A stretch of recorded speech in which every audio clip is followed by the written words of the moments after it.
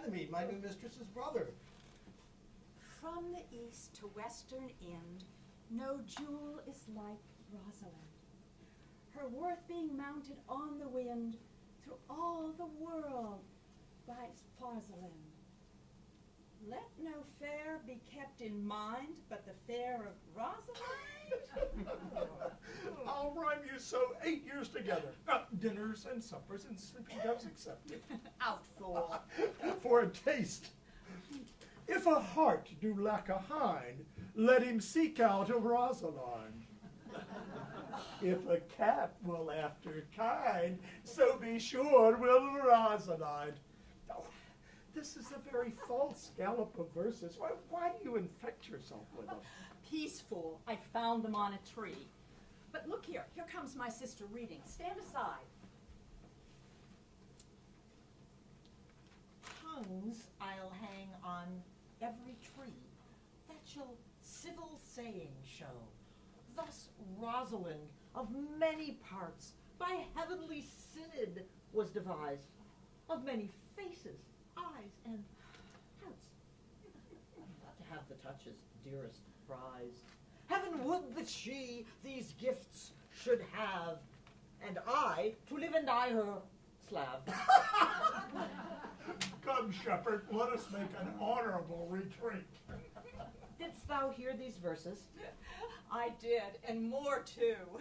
But didst thou hear without wondering how thy name should be hanged and carved upon these trees? For who hath done this? Is it a man? And a chain that you once wore about his neck. I prithee who? Nay, tell me who it is.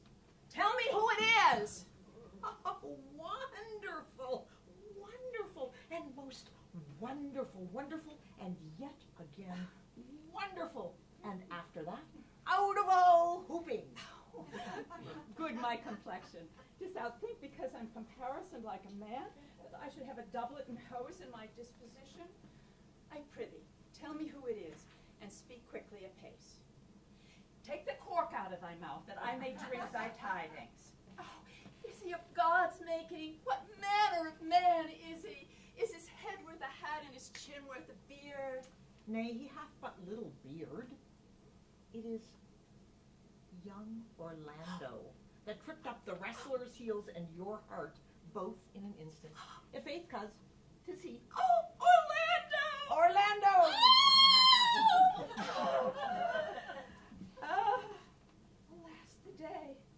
What shall I do with my doublet and hose? Oh, what did he when thou sawest him? What said he? How looked he? Did he ask for me? Where remains he? How did he part with thee? When are you going to see him again?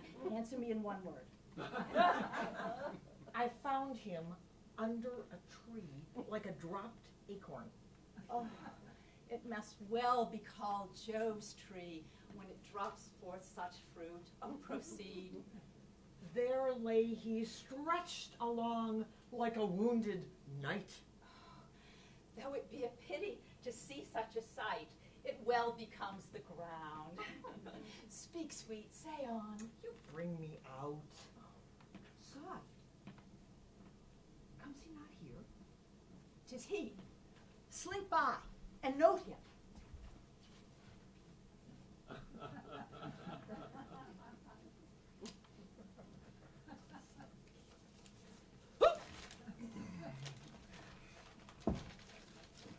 I thank you for your company, but good faith, I had as lief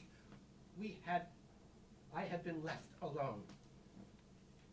I do desire we may be better strangers. I pray you mar no more trees with writing love songs in their barks. I pray you mar no more of my verses with reading them ill-favoredly. Rosalind is your true love's name. Yes, just. I do not like the name. There was no thought of pleasing you when she was christened. What stature is she of? Just as high as my heart. You are full of pretty answers. I'll tarry no longer with you. Farewell, good Signor Love. I am glad of your departure. Adieu, good Monsieur Melancholy. I'll speak Do you hear, Forester? Very well. What would you? I pray you, what is the clock? You should ask me what time of day. There's no clock in the forest.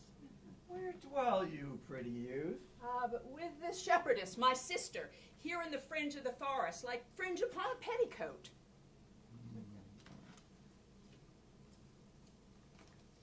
Are you native to this place? Your accent is something finer than could be purchased and so removed a dwelling. I've been told so by many.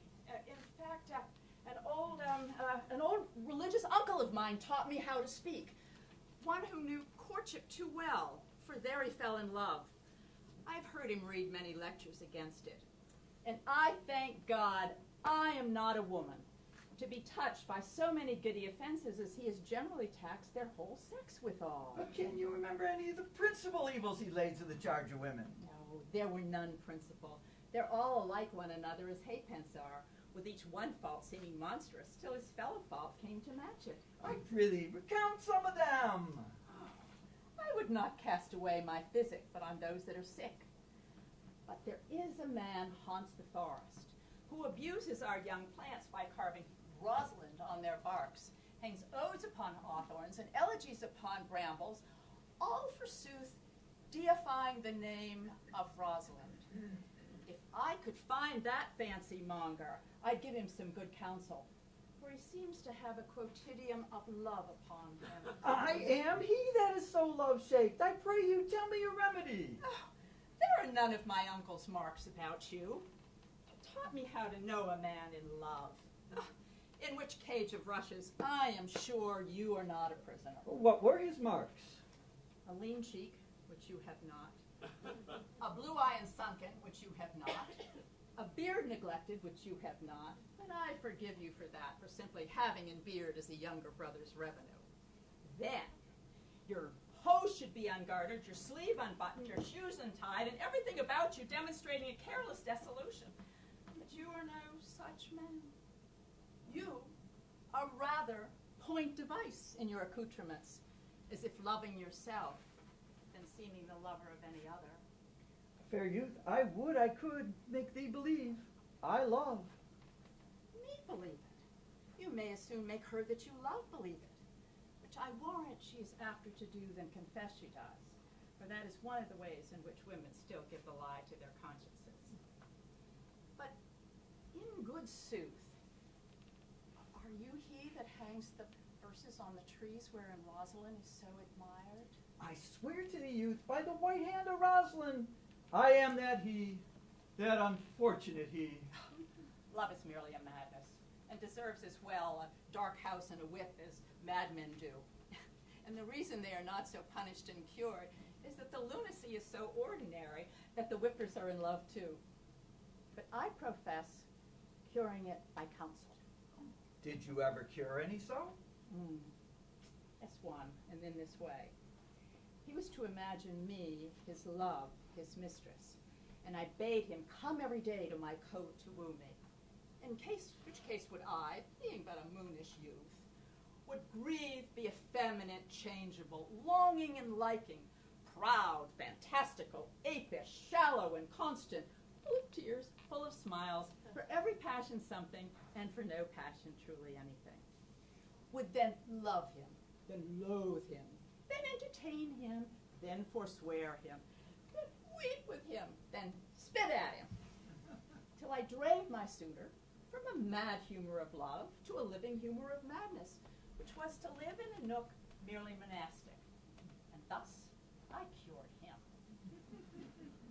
I would not be cured, youth. Oh, I would cure you.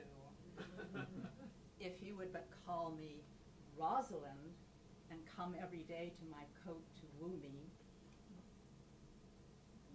Now by the faith of my love I will. Tell me where it is. Will you go? With all my heart, good youth. Nay, you must call me Rosalind. Come, sister, let's go.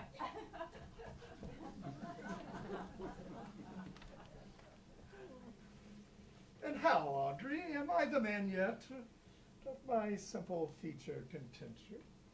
Your features? Lord warrant us, what features? I would the gods had made thee poetical. Truly I do. For thou swearest that thou art honest. Now, if thou were a poet, I might have some hope without its fame. Would you not have me honest? Oh, no, truly, unless thou wert hard favored. For honesty coupled with beauty is to have honey the sauce to sugar. A material fool? Well, I am not fair, but I thank the gods I am honest. To cast away honesty upon a foul slut were to put good meat into an unclean dish. I am not a slut, but I thank the gods I am foul. Well, the gods be praised for thy foulness. Sluttishness may come hereafter. But be it as it may be, I will marry thee. And to this end, I have been with Sir Oliver Mortex, the vicar of the next village, who has promised to meet me in this place of the forest and to couple us. I fain would see this meeting. Well, the gods give us joy. Amen. A man may, if he were of a fearful mind, stagger in this attempt. For here we have no temple but the woods, and no assembly but horn beasts. Ah, here comes Sir Oliver. Sir Oliver Mortex, you are very well met. Will you dispatch us here under this tree, or shall we go with you to your chapel? Is there none here to give the woman? I will not take her on gift of any man. Truly, she must be given, or the marriage is not lawful. Proceed, proceed, I'll give her. Good even, good master, what you call it. How do you, sir? You are very well met. Would you be wed, Motley? As the ox has his bow, sir, the horse his curb, and the falcon her bells, man has his desires. And his pigeon's bill, wedlock would be nibbling. And would you, being a man of your breeding, be married under a bush like a beggar? Get you to church and have a good priest that can tell you what marriage is. I am not in the mind, but I were better to be married of him than of another. For he is not like to marry me well, and not being well married will be a good excuse for me hereafter to leave my wife. Oh. Come, sweet Audrey, we must be married, or we must live in bawdry. Farewell, good Master Oliver. I will not to wedding with thee.